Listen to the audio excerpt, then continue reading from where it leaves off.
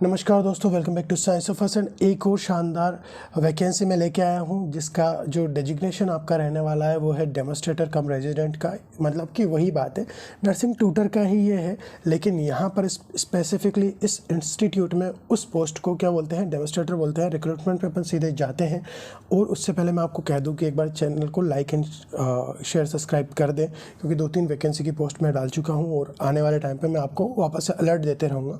Government job से शानदार opportunities है आपके लिए। रिक्रूटमेंट में जाना है ऑफलाइन और ऑनलाइन। तो ये वाली जो है इसका कोई ऑनलाइन नहीं है, मतलब कि कोई सीबीटी एग्ज़ाम नहीं होने वाला है, इसलिए इन्होंने क्या किया है कि ऑफलाइन रिक्रूटमेंट में ये डाला है। अब ऑफलाइन रिक्रूटमेंट में आपको सबसे पहले जो देखना है वो है यहाँ पर, ये इसका 6 vacant post for the demonstrator और रेजिडेंट एडवर्टीजमेंट।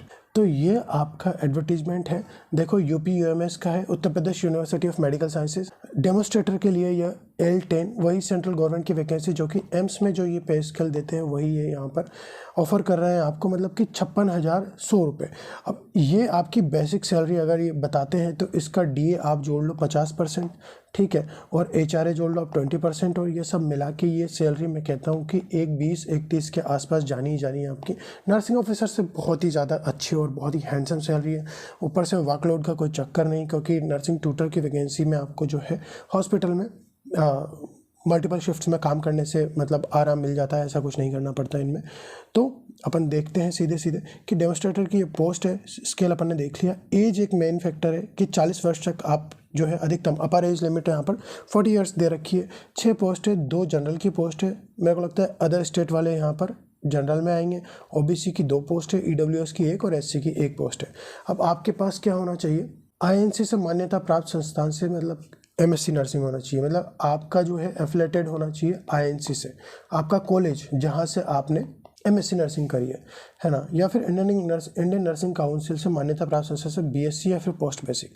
अब BSc प्लस 3 ईयर का एक्सपीरियंस ये लोग बता रहे हैं, बस इतना इनको चाहिए, या फिर MSc नर्सिंग आपके पास होनी चाहिए, ठीक है। उपरोक्त पदों हेतु आवेदन केवल ऑफलाइन स्वीकार किए जाएंगे। बच्चों, ये भी ऑफलाइन ही जाएंगे आपके।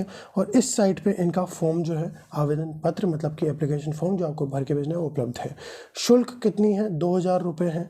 और अनुसूचित जाति के लिए मतलब कि वहाँ के स्टेट वालों के लिए, यूपी के स्टेट वालों के लिए, OBC वालों के लिए एक बैंक ड्राफ्ट जाएगा। फाइनेंस ऑफिसर UPMS है ना, और बैंक ऑफ इंडिया, यहाँ पर BOI के नाम से ये आपको 1,000 रुपये का ड्राफ्ट कटवाना है और इसको अटैच करना है किसके साथ, आपके एप्लीकेशन फॉर्म के साथ। अभ्यर्थी की आयु गणना 1/1/2025 को की जाएगी, ठीक है।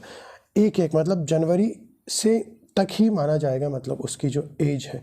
अब यहाँ पर ये एज रिलैक्सेशन की कुछ बात है। 10वीं एवं समकक्ष मूल प्रमाण पत्र के आधार पर जन्मतिथि, मतलब 10th के मार्कशीट के हिसाब से आपके DOB डिसाइड करेंगे, राइट। तो आरक्षण का लाभ केवल उत्तर प्रदेश के मूल निवासी मतलब कि OBC EWS वालों को, वो यूपी के कैंडिडेट को ही ये मिलेगा OBC, और बाकी सब कहीं में आएंगे जनरल कैटेगरी में या फिर अनरिजर्व कोटा में फिल होंगे। अब आवेदन की लास्ट जो तिथि है वो क्या है, 30 मई 2025 शाम को 5 बजे तक। ये यहाँ पर चयन प्रकोष्ठ के केवल स्पीड पोस्ट रजिस्टर्ड के माध्यम से स्वीकार किए जाएंगे। इस माध्यम से आप यहाँ पर भेज दीजिए। इन्होंने वेन्यू दे रखा है कि कहाँ पर ये पहुँचाना है, तो आपको स्पीड पोस्ट करना है सीधे सीधे फॉर्म निकाल के। अब इनका ये देखो, अभ्यर्थी की संख्या अधिक होने की दशा में प्री इंटरव्यू टेस्ट या CBT के माध्यम से शॉर्ट लिस्टिंग की जा सकती है। तो CBT लिया जा सकता है उसी टाइम, या फिर इंटरव्यू टेस्ट लिया जा सकता है, राइट। और समकक्ष अधिकारी द्वारा बिना किसी पूर्व सूचना के चयन कार्यवाही निरस्त की जा सकती है, मतलब कि वही उनकी मर्जी की, वो चाहे तो निकाल दें और आपको बताए बिना कि भाई आप क्यों रिजेक्ट हुए, राइट। तो कोई बात नहीं, इनका राइट होता है, भाई आपको जॉब दे रहे हैं तो इतना अपन कंसिडर कर सकते हैं।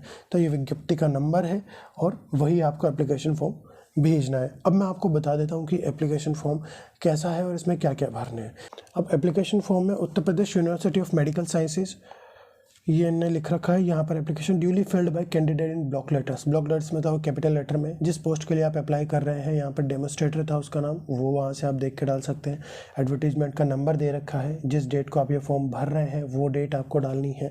DD, अब DD आप कटवाएंगे इनके नाम पे 2,000 रुपये का, तो वो 2,000 यहाँ पर लिख कर, और बैंक जिस बैंक से आप वो कटवा रहे हैं वो आपको आना चाहिए डिमांड ड्राफ्ट कटवाने का।